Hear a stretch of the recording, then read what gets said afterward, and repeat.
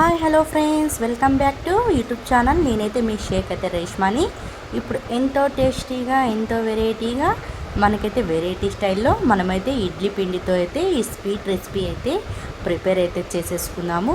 చూడండి, నేనైతే ఇడ్లీ రవ్వతో అయితే ఈ స్వీట్ రెసిపీ అనేది నేనైతే ఇడ్లీ రవ్వ బెల్లంతో అయితే ఈ స్వీట్ రెసిపీ అయితే నేనైతే 15 నిమిషాల్లో అయితే ప్రిపేర్ అయితే చేసేసుకున్నాను.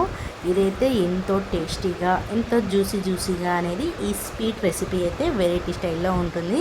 చూడండి ఎంత కలర్ఫుల్గా ఎంత పర్ఫెక్ట్గా ఉంది కదా. చూడండి, నేను వెరైటీగా అయితే నేనైతే ఇడ్లీ రవ్వతో అయితే ఈ స్వీట్ రెసిపీ అనేది ఇలా అయితే ప్రిపేర్ అయితే చేసేసుకున్నాను.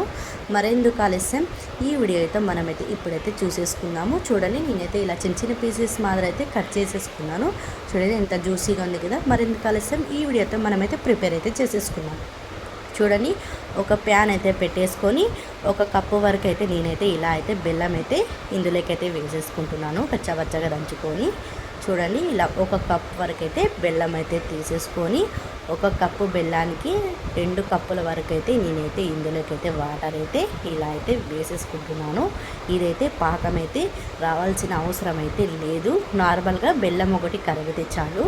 అప్పుడే మనకి స్వీట్ రెసిపీ అనేది చాలా టేస్టీగా అంటే చాలా టేస్టీగా అనేది ఉంటుంది. చూడండి, నేనైతే 2 కప్పుల వరకు అయితే వాటర్ అయితే ఇందులోకైతే తీసేసుకున్నాను ఒక కప్పు బెల్లానికి. ఇదైతే ఒక 10 నిమిషాలు అయితే బాగా అయితే బెల్లం కరిగేంత వరకు అయితే మరగాలి. అప్పుడే మనకి టేస్టీగా అనేది ఉంటుంది. చూడండి, ఇలా అయితే బెల్లం అయితే ఉంటలు లేకోకుండా మనకైతే ఇలా అయితే కరిగిపోయింది. అలాగే ఒక కప్పు వరకు అయితే ఇడ్లీ పిండి అయితే నేనైతే ఇందులోకైతే వేసేసుకుంటున్నాను. చూడండి, ఇలా ఒక కప్పు వరకు అయితే ఇడ్లీ పిండిని అయితే తీసేసుకొని ఉంటలు లేకోకుండా మిక్స్ అయితే చేసేసుకోవాలి.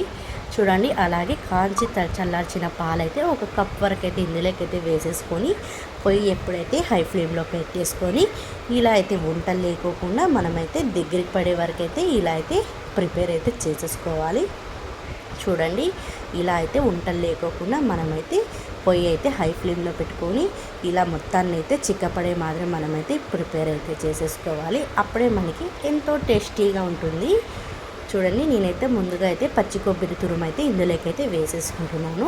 చూడండి, ఇలా పచ్చి కొబ్బరి తురుము ఇందులోకి వేసేసి ఇదైతే ఉంటలు లేకోకుండా మనం చాలా జాగ్రత్తగా అయితే ఇలా అయితే ప్రిపేర్ అయితే చేసేసుకోవాలి.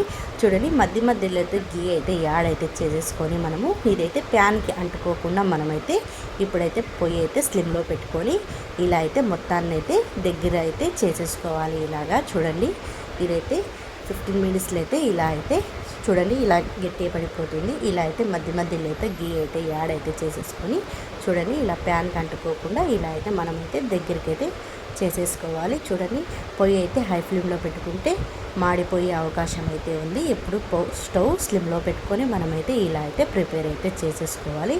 అలాగే ఒక ప్లేట్ తీసేసుకొని గీ అప్లై చేసేసి ముందుగా అయితే మనమైతే ప్రిపేర్ అయితే చేసేసుకున్నాం కదా స్వీట్, ఇందులోకైతే వేసేసుకొని చూడండి ఇందులోకైతే ఇలా అయితే వేసేసుకొని ఇదైతే ఒక 10 మినిట్స్ అయితే చల్లారనివ్వాలి. అప్పుడే మనకి పర్ఫెక్ట్గా అనేది వస్తుంది. చూడండి, ఇలా అయితే నేనైతే వేసేసుకొని నేనైతే ఇదైతే డిజైన్ ప్లేట్లో ఉన్న దాంట్లోకి అయితే తీసేసుకుంటున్నాను. చూడండి, ఇలా మొత్తాన్ని అయితే స్పూన్కి అయితే గీ అయితే అప్లై చేసేసి ఇలా అయితే మనమైతే మొత్తాన్ని అయితే ఇలా అయితే మేనేజ్ అయితే చేసేసుకోవాలి. అప్పుడే మనకి చిన్న పీసెస్ మాదిరి కట్ చేసుకొని కాజుతో అయితే గార్నిష్ అయితే చేసేసుకోండి. ఈ వీడియో మీకు నచ్చినట్లయితే లైక్ చేయండి, షేర్ చేయండి. యూట్యూబ్ ఛానల్ అయితే సపోర్ట్ చేసుకోండి. చూస్తున్నారు కానీ లైక్స్ అండ్ కామెంట్స్ అయితే లేదు. మరిన్ని వీడియోస్తో మీ షేక్ రేష్మాని.